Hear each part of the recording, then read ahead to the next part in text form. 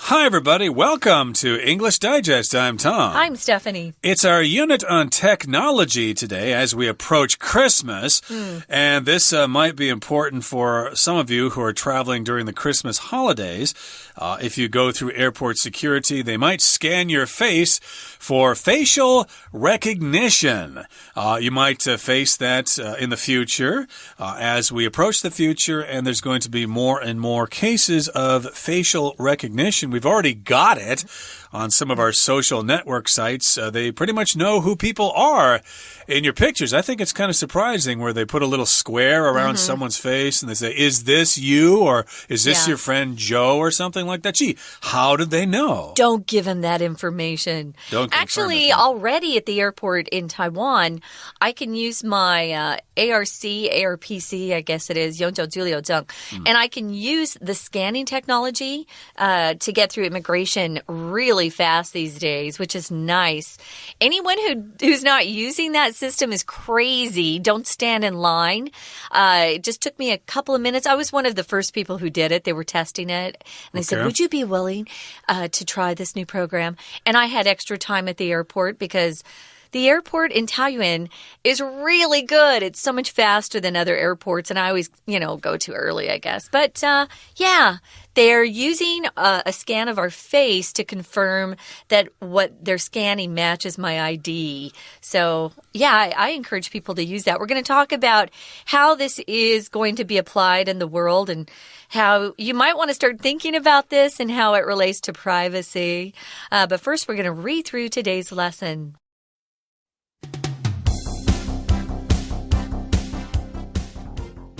Has Facebook ever asked you to tag a specific friend in a photo? Do you unlock your cell phone by looking at its camera? If you answered yes to either question, you've experienced facial recognition at work. Facial recognition is biometric software used to verify people's identities by scanning their facial features. Due to recent advances in 3D recognition and infrared cameras, it's become a highly advanced tool that is revolutionizing many industries. Facial recognition is already used to identify terrorists and criminals at airports around the world. Moreover, it is giving rise to a shopping experience without payment via credit cards, cash, or smartphones. Cameras at checkout lines will simply confirm customers' identities and deduct money from their accounts. Hospitals also have plans to use facial recognition to reduce wait times and diagnose potential illnesses. Although facial recognition offers society many benefits, it has some downsides as well. One significant problem is that it's not accurate all the time. For example, Amazon's facial recognition system falsely labeled a higher percentage of dark-skinned people as criminals. In this case, the technology appears to have a racial bias. The idea of governments using advanced facial recognition also makes many people concerned about privacy. For instance, the police in Beijing, China, are testing AI-powered facial recognition glasses to identify suspects on a government blacklist. If they find a match, the person will be arrested. China's government insists it will only use this technology for noble purposes. However, there are fears that this black tech will also be used to crush any opposition to the ruling Communist Party. Balancing security and privacy will be challenging for all countries, but it's essential to keep facial recognition from leading to injustice.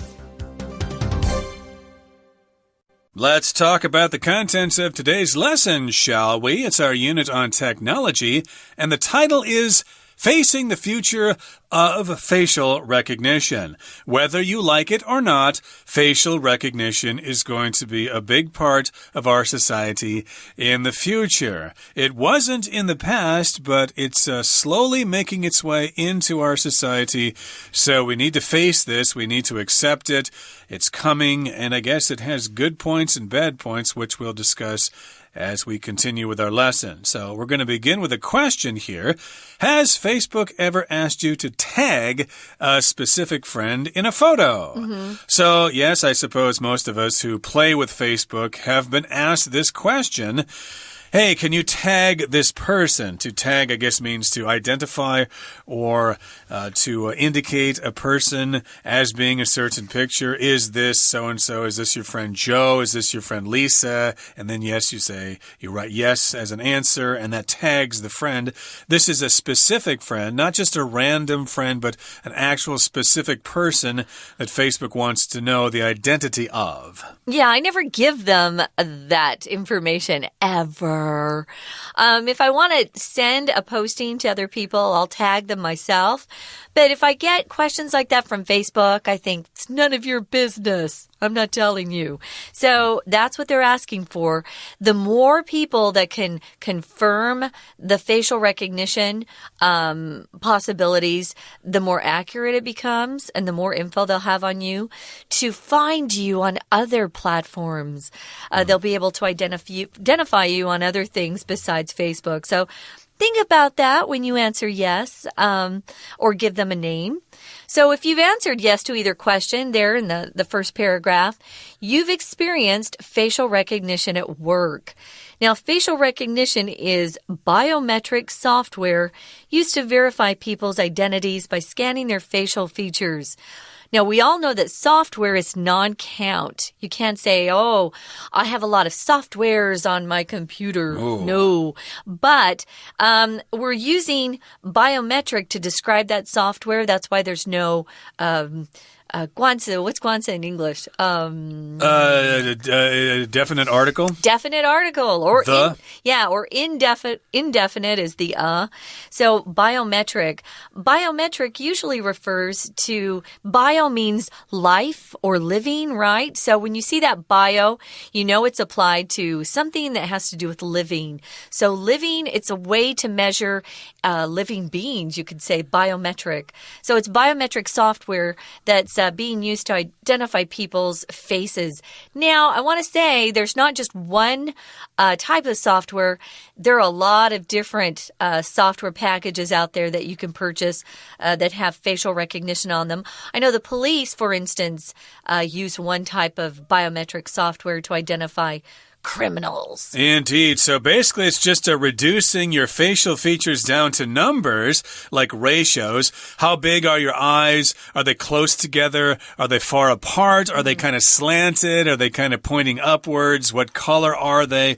What are the shapes of your eyebrows, etc., etc.? So that's all biometric data that they have, and then they can figure out who you are. They can verify your identity, to make sure they know who you are. They scan those facial features. Again, your eyes, your nose, your mouth, the placement, the size, the shape, all those sorts of things. And due to recent advances in 3D recognition and infrared cameras, it's become a highly advanced tool that is revolutionizing many industries. So usually they use 2D cameras, just a front-on view of your face or from the side, but now they're using 3D cameras so they can make a three-dimensional image of your face and get the shape of your head and stuff like that, even your body, your height, maybe even the way you walk and all that kind of stuff. And they also use cameras that can see in the dark, infrared cameras. Which refers to cameras that can see wavelengths beyond red, infrared, which cats can do, I understand, or lots of animals can see infrared light. So that's why lots of animals can see at night and humans can't, because we can't see infrared light. These cameras can, however, and that helps identify people. It's become a highly advanced tool. So advanced just means it's very progressed. Ahead of other instruments. It's very advanced, like we could describe different civilizations as being advanced or countries as having advanced technology, etc. And this technology is revolutionizing many industries, making big changes in those industries. Yeah. Advanced can also be used to talk about what level you are in terms of learning something. I'm an advanced student in Chinese, or I'm an advanced student in my English class. I'm not a beginner. I'm advanced. So hopefully a lot of our listeners feel good about calling themselves advanced. I think if you're listening to English Digest, you're at a really pretty good point because a lot of what we say and talk about is pretty complicated English. So it's changing a lot of industries, revolutionizing just means completely changing things, which is kind of exciting, but a little scary at the same time. Facial recognition is already used to identify terrorists. Those are people who use violence to scare people into believing their way of thinking. Could be a terrorist from another country or a domestic terrorist. A domestic terrorist is actually someone from your own country who is killing citizens, innocent people. They're not killing the military. They're killing innocent civilians, people who are not in the military, for political or some sort of, idea that they have that's true. It could be a religious reason too. So they're trying to identify those terrorists before they get on planes so they can't take them down or end up destroying a lot of people while they're on that plane. We all know about 9/11 in New York. I was there when it happened. It's awful. So they're trying to use this facial recognition to identify terrorists and criminals. And I just mentioned earlier, the police are actually using it. Just normal policemen who patrol on the streets, and you see in the police cars or on their motorcycles, they're using it as well. I'm wondering how the criminals are getting around that. Are they having plastic surgery? Some do. Are they wearing disguises? And do those disguises work? That's something you can discuss amongst yourselves. I don't believe we discussed that in today's lesson, but we're going to discuss some more things as our lesson continues. So let's take a break now and listen to our Chinese teacher. Hello everyone, my name is Tina. 首先来看到第一个空格的句子写着 Facial recognition is biometric software used to verify people's identities by blank one their facial features. 在这里的 facial recognition 指的就是脸部辨识，它是一种生物特征的辨识软体，透过怎么样的方式可以呢让人们的脸部特征来核对他们的身份呢？那么在这里第一题，在 by 的后面可以放一个动名词，我们选择 F 选项的 scanning， 透过扫描人们的脸部的特征，然后来辨识他们的身份。第一题的标准答案就选择 F scanning。而第二题后面我们来看到它成为了一个怎么样子的呢？ A highly advanced tool that is revolutionizing many blank two. 它现在已经成为一种高度先进的工具，正彻底的改革了许多什么呢？后面有提到应用在很多的产业的范围当中，所以搭配文意，第二题我们可以选择一个复数的名词，选择 C 选项 industries， 在这里就是产业、业界的意思。We're going to take a quick break. Stay tuned. We'll be right back.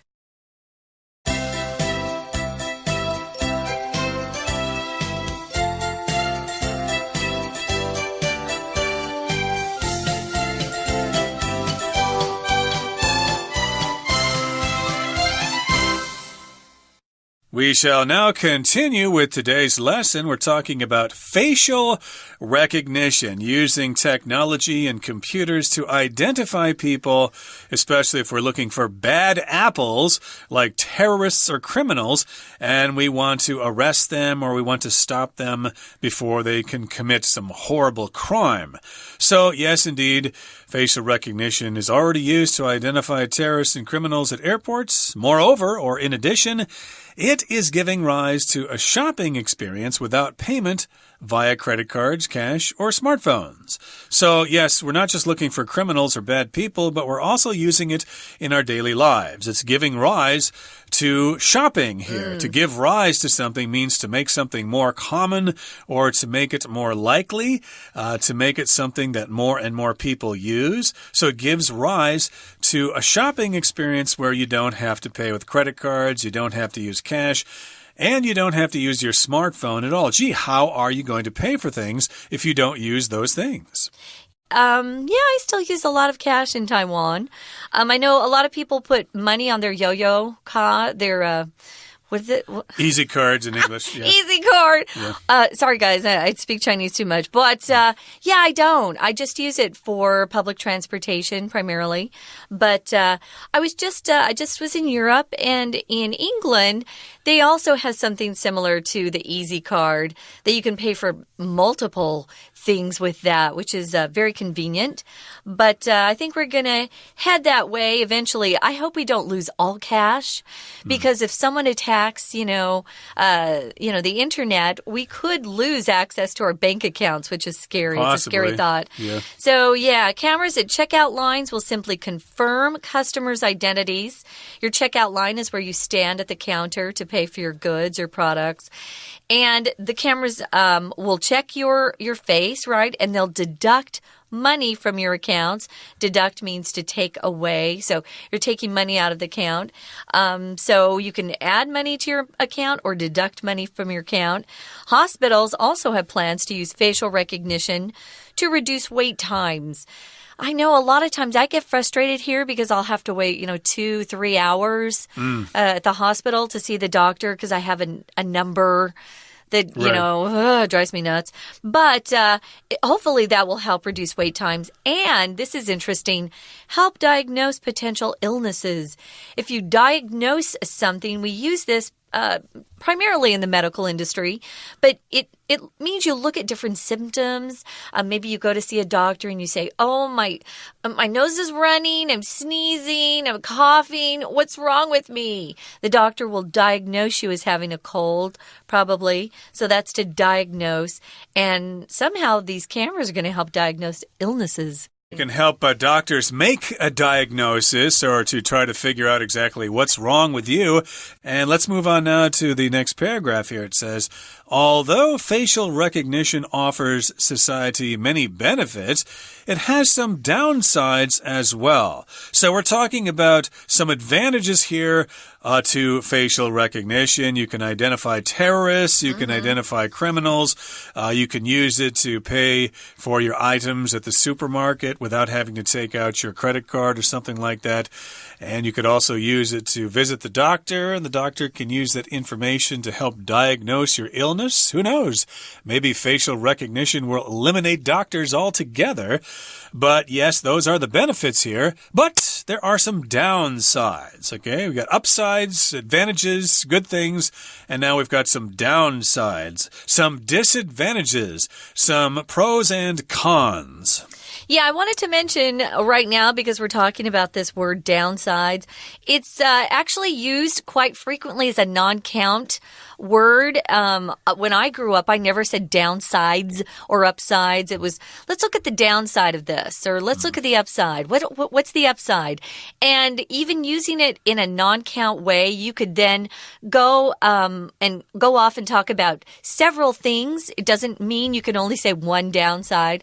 But I've noticed that some of our nouns in the past, I would say 10 years, have turned into these countable nouns. But when I grew up, artwork was not countable either.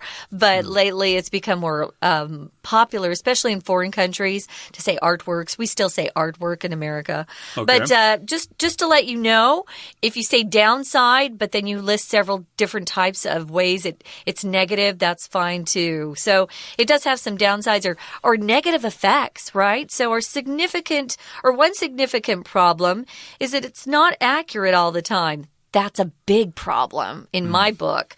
In my opinion, in my book, that's a big problem. For example, Amazon's facial recognition system, that's the one the cops use, by the way, falsely labeled a higher percentage of dark-skinned people as criminals. That's bad.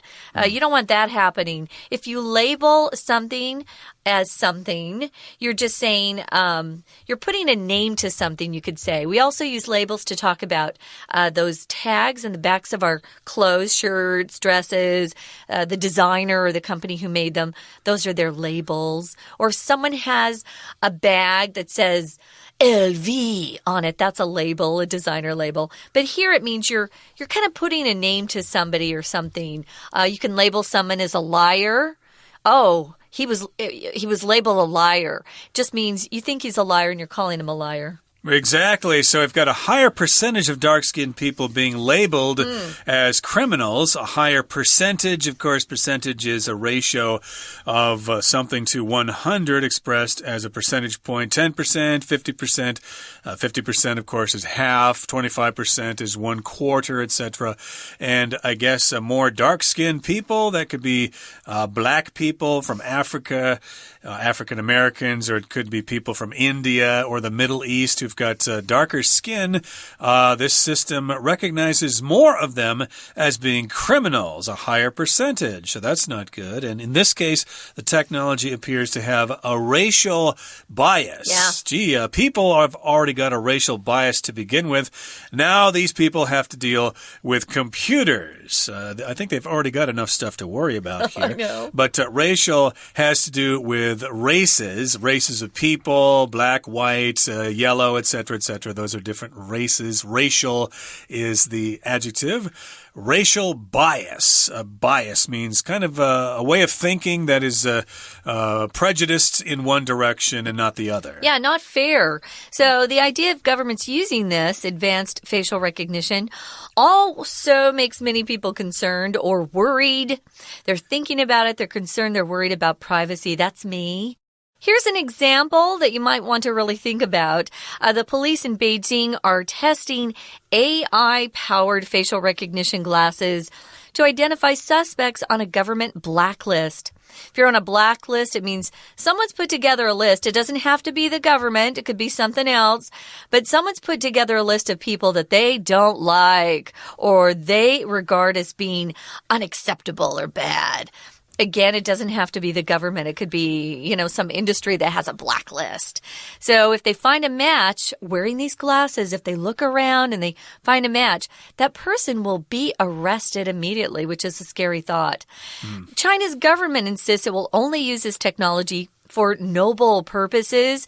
There are quotation marks around that because that's what they say, but we have suspicions that maybe that's not completely true. Yes, it says, however, there are fears or people are afraid this black tech or black technology will also be used to crush any opposition to the ruling Communist Party. So they want to keep everyone nice and well-behaved and loving the Communist Party. Xi Jinping, we love you, etc.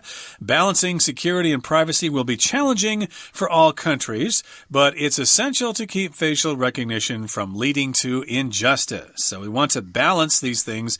We don't want things to be too much on one side or the other. That's balancing security, safety for everybody, but we also want to guarantee privacy, people. That will be challenging. That will be difficult, but still, we want to keep this from leading to injustice. We want criminals to be caught and good people to live happy lives. Okay, That's right. That brings us to the end of our explanation. It's time now to listen to our Chinese teacher. 第三个空格的句子写着 Moreover, it is giving rise to a shopping experience without blank 3 via credit cards, cash, or smartphones. 甚至脸部辨识呢，也可以带来的是一种全新的购物的经验。那么以前购物呢，都是透过信用卡、现金或者是手机来付费。现在有了脸部辨识系统，那不用透过这些东西，你也可以呢来付款。所以第三题搭配文意，我们可以选择 J 选项的 payment， 也就是付款的意思。第四个空格的句子Cameras at checkout lines will simply confirm customers' identities and deduct money from their blank 4. 怎么做呢？原来就是在结账队伍的时候，会有相机直接确认顾客的身份，然后就从他们的什么当中来扣款呢？当然是从这些顾客的账户当中来扣款。第四题搭配文意放在所有格后面是一个名词，选择一选项 accounts 就是账户的意思。第五个空格的句子 Although facial recognition blank 5 society many benefits, it has some downsides as well. 刚刚前面提到了这些脸部辨识系统给了这个社会很多的好处，不过它还是有一些缺陷的。第5题，我们需要一个动词搭配单数的主词，我们可以选择 D 选项 offers， 就是提供 offers society many benefits， 提供给这社会许多的好处。第5题就选择 D 选项。后面的句子提到 One significant problem is that it's not blank 6 all the time。 后面提到一个很重要的问题跟困难，就是它并不是总是怎么样的。后面提到呢，它有时候会认错人，所以这个脸部辨识系统并不总是很准确的。搭配 be 动词，后面可以放一个形容词，搭配文意，我们选择 H 选项的 accurate， 在这里就是有准确的意思。后面我们再来看到第7个空格 For instance, the police in Beijing, China are testing AI-powered facial recognition glasses to identify blank 7 on a government blacklist。在这个北京呢的警察正在测试以人工智慧为动力的脸部辨识的 glasses 眼镜，用它们来识别政府黑名单上面的什么呢？既然是黑名单，他们就是嫌疑犯的身份。第7题搭配文意可以选择 A 选项 suspects， 在这里有嫌疑犯的意思。第8个空格的句子提到China's government blank aid, it will only use this technology for noble purposes. 中国政府呢，它怎么样？然后说他们做这件事情，使用这个科技，只会为了 noble purposes 崇高的目的。在这里需要搭配单数的主词，而文意我们可以选择 B 选项的 insists， 他们坚称这项科技只会为了崇高的目的而使用。不过当然还是很多人很担心咯，担心什么呢？第9个空格后面的句子提到This black tag will also be used to crush any blank 9 to the ruling Communist Party. 这个黑科技呢，也有可能被用来粉碎针对执政共产党的任何的什么。当然咯，他们是害怕别人对他们提出反对或者是异议。第9题搭配文意，我们可以选择 I 选项 opposition， 指的就是反对或者是异议的意思。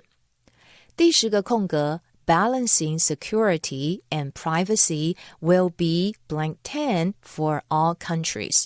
想要使用这个科技，那么当然对所有的国家来讲，你要平衡的就是安全跟隐私，这样的事情是非常怎么样的。搭配 be 动词，我们可以放一个形容词 G 选项 challenging 是非常具有挑战性的，因为你要懂得去保持安全跟隐私之间的平衡。 OK， 以上就是今天的课文讲解，谢谢收听。That's all the time we have for today, everybody. Thank you so much for joining us, and please join us again next time for another edition of our program. From all of us here at English Digest, I'm Tom. I'm Stephanie. Goodbye. Bye.